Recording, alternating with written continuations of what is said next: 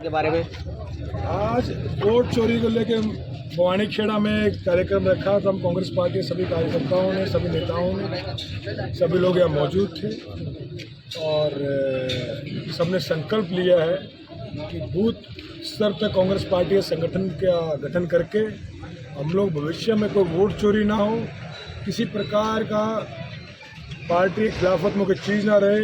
हम लोग बूथ तक कार्यकर्ता बनाएंगे, पूरी ताकत से पार्टी मजबूत करेंगे और बहुत ही शीघ्र बूथ स्तर तक आपको भवानी खेड़ा में कांग्रेस पार्टी का संगठन दिखाई देगा। अगर भवानी खेड़ा की बात करें, एमएसपी चोरी हो रही किसान की, बिल्कुल हो रही है। जल भराव, एमएसपी चोरी, सारे बड़े मुद्दे हैं। कल नेता प्रतिपक्ष भूपेंद्र सिंह हुड्डा जी ने इस पर बड़ा एक प्रेस कॉन्फ्रेंस भी की है और देखिए किसान के पूरा दोहरी मार है, एमएसपी चोरी। और दूसरी तरफ मैं कहना चाहता हूँ कि देखिए किस तरह दो फसलें खराब हो गई किसानों की। मैंने तो बार बार कहा कि किसानों को कम से कम सरकार को 1 लाख रुपये प्रति एकड़ मुआवजा देना चाहिए, क्योंकि ये कहीं ना कहीं सरकार की नाकामी है कि खेतों का पानी नहीं निकला। ये सरकार की स्कीम होनी चाहिए, सरकार को पता होना चाहिए, पॉलिसी बननी चाहिए पानी कैसे निकलेगा। और सरकार को नहीं पता तो किसानों को मुआवजा दें। जब अडानी अंबानी के करोड़ों को या अरबों के लोन किसान माफ़ कर सकती है तो किसान को प्रति एकड़ 1 लाख रुपये देने में क्या जा रहा है।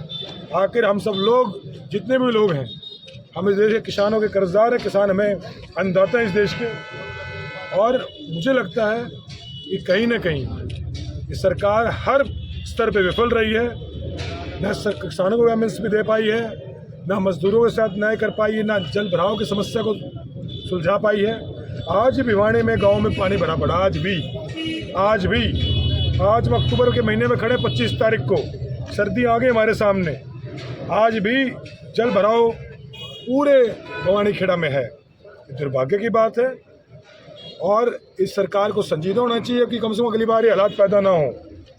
किस तरह ड्रेनेज साफ हो, किस तरह ड्रेन्स का पूरा लेखा जोखा निकालना चाहिए, सरकार को इस बारे में सोचना चाहिए, वरना अगली बार फिर से समस्या उत्पन्न होगी।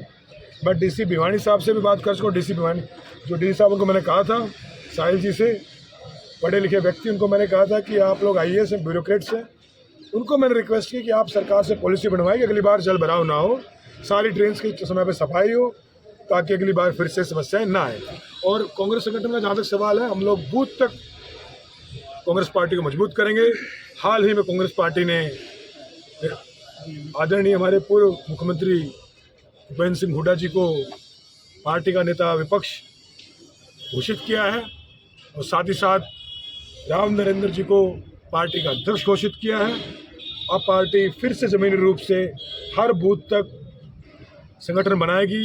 हम कांग्रेस पार्टी के सभी कार्यकर्ता अपने बीएलए गठन कर चुके हैं, वहाँ सबकी मीटिंग भी थी और उन्हीं को जिम्मेदारी दी गई कि किस तरह वोट चोरी को रोकेंगे। अगर बात करें भवानी खेड़ा क्षेत्र में, विपक्ष किस प्रकार की भूमिका निभाएगा, क्योंकि अभी भी भवानी खेड़ा के किसानों ने अभी बिजाई नहीं कर पाए हैं। अब मैं कहते रहा, हम तो लड़ाई लड़ेंगे विपक्ष के नाते, जो हमारे हाथ में है वो हम धरना प्रदर्शन, जरूरत पड़ी तो डीसी आवास की घेराव करेंगे, जरूरत पड़ी इन सब मंत्रियों के आवास का घेराव करेंगे, जरूरत पड़ी सीएम आवास का घेराव करेंगे। ये कांग्रेस पार्टी किसानों के साथ खड़ी थी, खड़ी है, खड़ी रहेगी।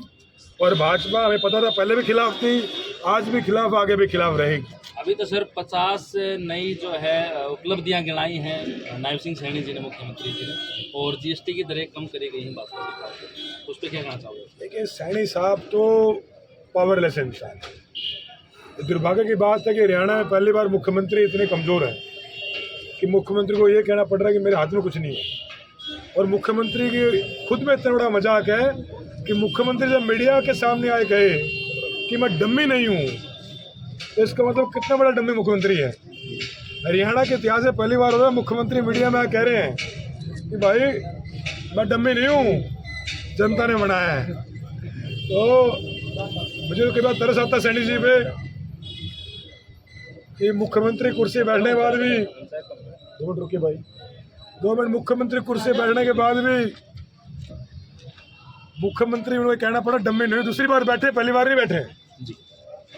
तो मुझे तो हंसी भी आती है और दुर्भाग्य भी प्रदेश का कि प्रदेश सुपर सीएम चला रहे हरियाणा के, और सैनी साहब सिर्फ दस्तक के लिए और मोहर के लिए रखे वो कलर को होता ना सीएम ऑफिस में, तो दस्तक मारे जा रहे, वो मोहर मारे जा रहे, तो उनसे भी मोहर और दस्तक मरवा रहे हैं। और पूरे पिछड़े समाज का सम्मान के ऊपर भारी ठेस है कि बीजेपी पिछड़ों से वोट लेती भी पिछड़ा मुख्यमंत्री बना रहे हैं और पिछले बेचारे मुख्यमंत्री बन के भी कलर किए हैं। और एक सीएम को कलर का काम दिया हुआ, इससे बड़ा दुर्भाग्य क्या हो सकता है हरियाणा का। सर, भाजपा नेता रामविलास शर्मा जी का पीछे बयान था कि भिवानी मंदरगढ़ लोकसभा प्रत्याशी कांग्रेस के रावदान सिंह जी भाजपा ज्वाइन करने वाले हैं। एक्चुअली इस पार्टी के सम्मानित नेता हैं, हमारे बड़े भाई हैं, एआईसीसी के सदस्य हैं, पूर्व सीपीएस रहे हैं और पार्टी के सबसे निष्ठावान सिपाही हैं। ये सब कयास हैं, सब अफवाहें हैं और भाजपा का काम है अफवाहें फैलाना और अफवाह फैला के चुनाव जीतते हैं, अफवाह फैला के लोग राज करते हैं। हम लोग ईमानदारी से लड़ाई लड़ते हैं, पहले भी लड़े थे, आगे भी लड़े। आपके भाषण में सर आपने पार्टी के जयचंद विष्णु का नाम दिया, तो किस तरफ इशारा किया? तो मैं नाम किसी का नहीं लेता हूँ, सिर्फ ये कहता हूँ कि जनता जानती है किसने पार्टी के खिलाफ काम किया, किसने पार्टी के साथ किया। तो हम अपने बीएलए इतने मजबूत करेंगे, हम अपने बूथ का संगठन इतना मजबूत करेंगे इस बार कि कोई चाह के भी पार्टी आला कमान की मोहर के खिलाफ ना जा पाए, जब बाहर खिलाफ जाके पार्टी का नुकसान ना कर पाए, चाहे वो एक वोट का भी क्यों ना हो। क्योंकि हम सब लोग पार्टी के सिपाही हैं, आला कमान के हुक्म की तालीम करने वाले लोग हैं और आने वाले समय में जो पार्टी आला कमान का निर्देश होगा, इस प्रदेश में बड़ी मेहनत की प्रदेश के नेताओं ने, चुनाव से पहले सब ने दौरे किए।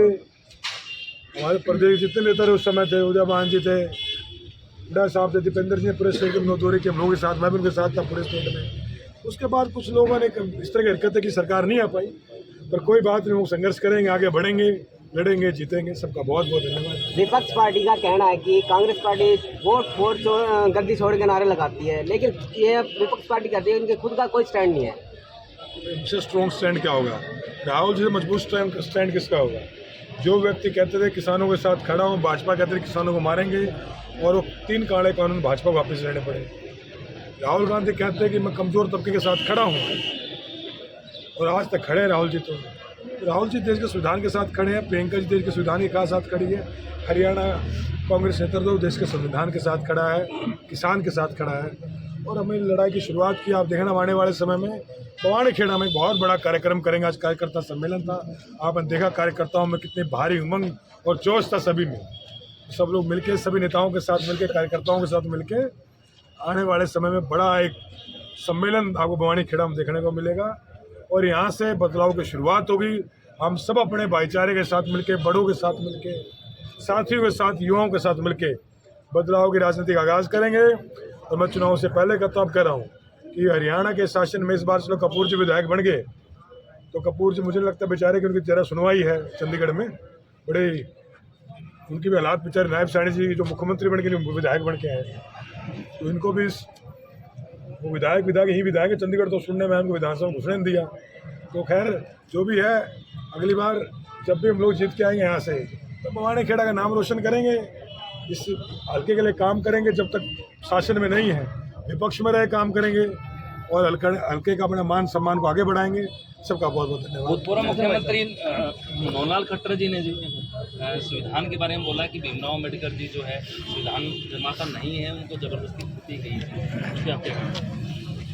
देखिए, खट्टर साहब इस देश के किसानों और दलितों से नफरत करते हैं, बात को सब लोग जानते हैं। खट्टर साहब का रवैया किसानों दलितों के प्रति क्या रहा है, ओबीसी के प्रति क्या रहा है, आप जानते हैं।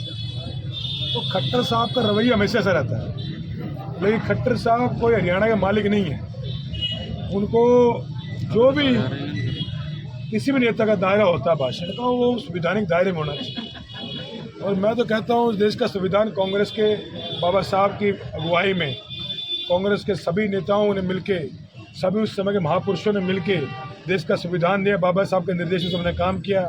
उनके फाइनल ड्राफ्टिंग कमीशन के कमेटी के अध्यक्ष होने के नाते उनका फाइनल उनके सिग्नेचर हुए, तो सबने मिलकर कांग्रेस से बनाया संविधान। तो खट्टर जी जिस बीजेपी की आरएसएस से आते हैं, तो संविधान का विरोध करते थे। इनके तो मन में दर्द है, संविधान के खिलाफ हैं लोग, और ये लोग किसान कमेरे के खिलाफ हैं।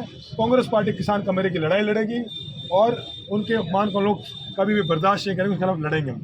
सर पीछे 1 मिनट लास्ट लेट होता है। पीछे जो है प्रदेशाध्यक्ष दादरी आई थी, हाँ, और उस टाइम जो है आपने देखा होगा, सुना होगा, काफ़ी जो है वहाँ वो चीज़ उछाल आया था एक तरह से, और मनीषा सांगवान जी को नोटिस भी भेजा गया है कि आप जवाब दें। तो उसके ऊपर आपकी क्या? प्रदेश नेतृत्व को देखना हो और जो भी देखिए, सब पार्टी के नेता कार्यकर्ता हैं। मनीषा जी हमारी बहन है, हमारी पार्टी चुनाव लड़ी थी, दादी से बड़ा मजबूत चुनाव लड़ी थी, कुछ ही वोटों से हार गई थी। इस बेल्ट की एक महिला नेत्री हैं और जो भी होगा अध्यक्ष जी के संज्ञान में है, अध्यक्ष जी से फाइनल फैसला करेंगे।